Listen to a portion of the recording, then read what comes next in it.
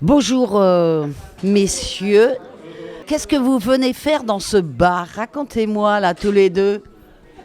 Bonjour, merci pour cette entrevue avec le côté intimiste que j'aime beaucoup.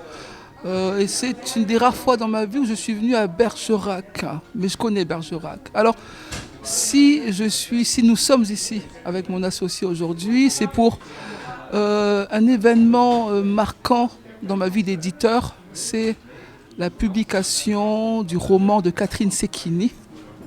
Et aujourd'hui, c'est un salon dédicace qui est organisé en son honneur. En tout cas, ce qui est sûr, c'est que je suis vraiment ravi d'être ici parmi vous pour ce bel événement, dans ce lieu très chaleureux. Je pense que c'est important de le souligner.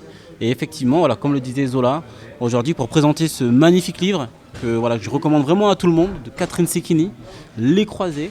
Et je suppose que vous vous êtes rencontrés sur une aire d'autoroute, hein. C'était laquelle?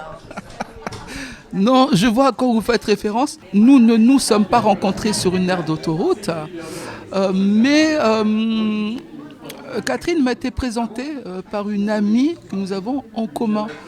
Et c'est ainsi que j'ai eu l'opportunité de la découvrir et de lire son manuscrit assez tard finalement, à peu près un an après qu'elle me l'ait envoyé.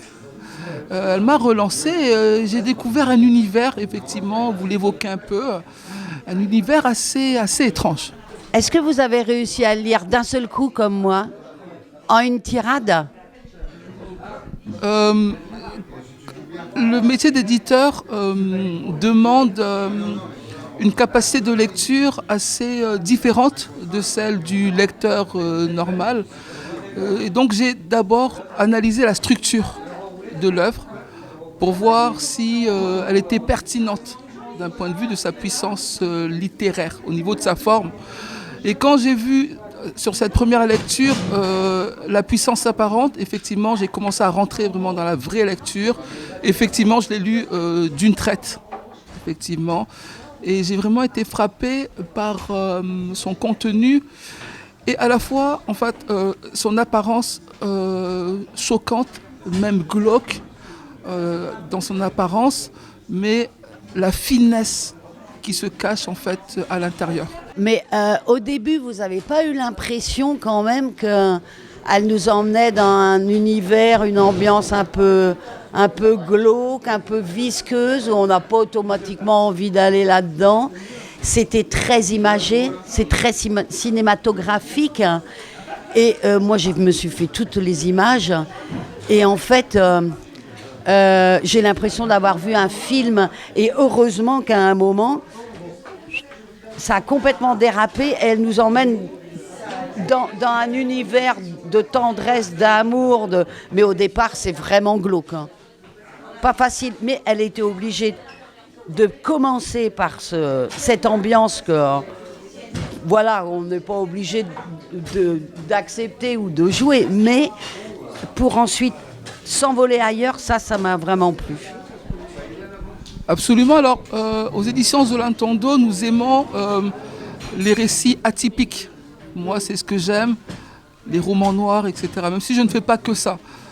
Cependant, quand j'ai reçu le manuscrit, je n'avais pas ouvert. Quand j'ai lu Les Croisés, ça m'a fait penser à un récit peut-être religieux ou quelque chose comme ça, au départ, hein.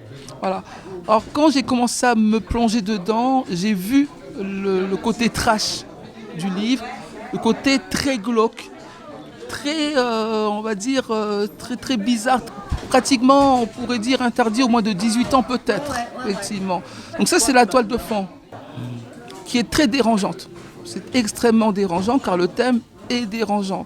Et la prouesse, effectivement, dans sa façon de raconter l'histoire, c'est qu'au bout, il y a quelque chose qui est quasiment proportionnellement inverse à la sensation de rejet qu'on peut avoir au départ. Cependant, quand vous écrivez un récit qui est comme ça dérangeant, il y a beaucoup de chances qu'un lecteur puisse avoir le livre qui lui tombe des mains. Cependant, sa technique, la finesse de son écriture fait que l'on avance progressivement, car à chaque phrase, à chaque mot, on sent que quelque chose va se passer. on sent que ça ne peut pas être aussi dérangeant pour rien, en fait.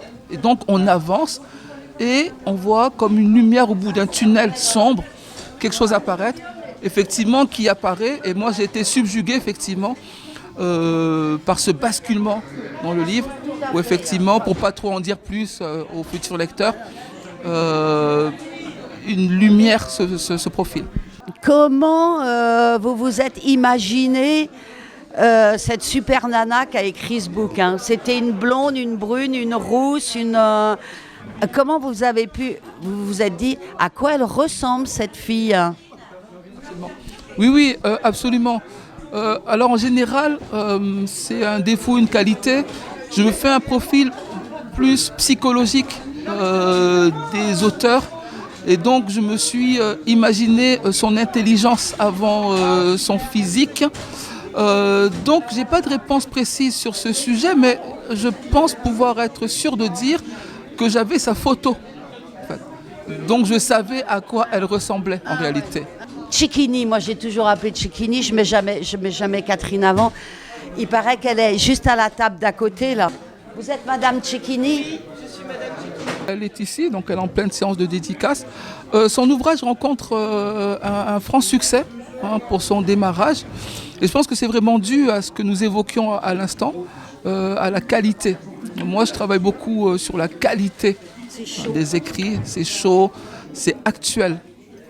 C'est vraiment actuel et de mettre en avant ce type de problématique, parce que ce qui se passe sur les aires d'autoroute le soir avec ce type de personnages sont des récits normalement réservés au bas-fond de notre société. On veut le cacher et c'est une excellente façon de le mettre en avant en faisant voir qu'effectivement tout n'a pas l'apparence, enfin l'apparence que l'on peut percevoir laisse souvent cacher des choses insoupçonnées. Alors moi je sais que maintenant je ne verrai plus jamais une aire d'autoroute de la même façon et que je vais chercher le Milan partout. Et les routiers, bravo. Et voilà, ça me donne complètement une autre dimension sur ce lieu où on s'arrête comme ça, n'importe comment. Enfin voilà, et d'un seul coup, c'est une autre dimension. Et merci Cecchini. Je crois que nous sommes en face de la dame qui a écrit le livre Les Croisés. Elle est là. J'ai lu ton livre. Pourquoi as-tu eu envie d'écrire ce livre? Eh bien, figure-toi que je roule depuis des années. J'ai dû faire le tour de la Terre en voiture depuis des années. Et je roule bien sûr sur des autoroutes et je vois des milliers d'aires d'autoroutes. Et un jour, j'ai eu un flash comme ça d'un jeune homme qui est sur une aire d'autoroute et qui se prostitue, puisque ça commence comme ça le roman. Et puis cette image ne m'a jamais lâchée. Et j'avais déjà des velléités d'écrire un roman et à force de rouler, mon imaginaire s'est construit autour de ce personnage et puis l'histoire s'est construite comme ça et un jour je me suis mis à ma table et j'ai écrit. Pourquoi l'as-tu appelé Milan? Parce que ça me plaisait. Non, mais Milan, dans le roman, est d'une origine européenne et croate, donc je ne pourrais pas en dire plus. Et donc j'ai cherché des noms qui correspondaient à cette origine-là. Il est formidable, ton éditeur. Tu l'as rencontré sur une aire d'autoroute? Et non, je ne l'ai pas rencontré sur une aire d'autoroute, mais je l'ai croisé par l'intermédiaire d'une amie qui est aussi éditée chez Zola Tondo. Et je lui ai envoyé mon manuscrit et un jour il m'a envoyé un mail en me disant qu'il voulait me parler. Je pensais que... Voilà, je ne savais pas s'il allait méditer. J'ai été tellement émue que quelqu'un m'appelle, un éditeur m'appelle, que j'ai fait un déni ce jour-là. J'ai oublié le rendez-vous. Quand il m'a appelé, heureusement j'ai répondu. Et là, il m'a dit qu'il voulait absolument me méditer. Et quand il m'a dit ça, j'ai pas pu travailler de la journée. Je me suis pas assise de la journée tellement je sautais de joie dans ma propre maison, voilà, dans ma cuisine, à me faire des plans sur la comète. Voilà. Alors le livre s'appelle comment? Il s'appelle Les Croisés. Voilà, c'est à point nommé ou bien nommé. Pourquoi êtes-vous là et qu'est-ce que vous avez dans votre main là? Dans ma main. J'ai un livre. J'ai un livre parce que il paraît que l'autrice était là, donc j'ai discuté avec elle et elle m'a donné très envie d'acheter son livre.